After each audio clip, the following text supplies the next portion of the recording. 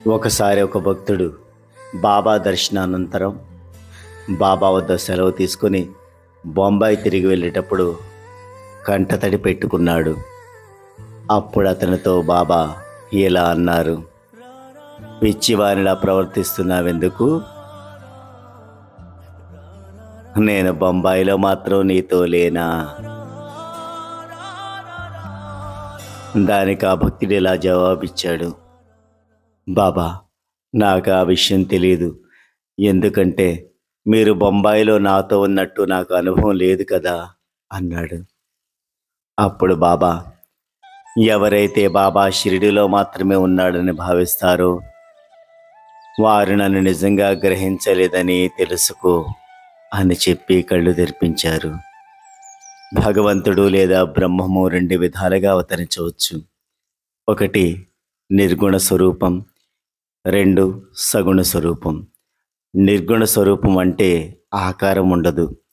సగుణ స్వరూపానికి ఒక ఆకారం ఉంటుంది. రెండు పరబ్రహ్మం యొక్క స్వరూపాలే. మొదటి దానిని కొందరు ధ్యానిస్తారు, రెండవ దానిని కొందరు పూజిస్తారు.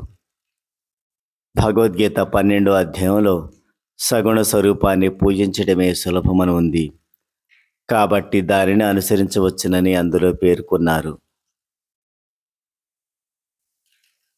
మనిషి ఆకారం కలిగి ఉన్నాడు కాబట్టి సహజంగానే భగవంతుని కూడా ఆకారంతో ఊహించుకొని సగుణ స్వరూపునిగా భావించి పూజించడం సులభం.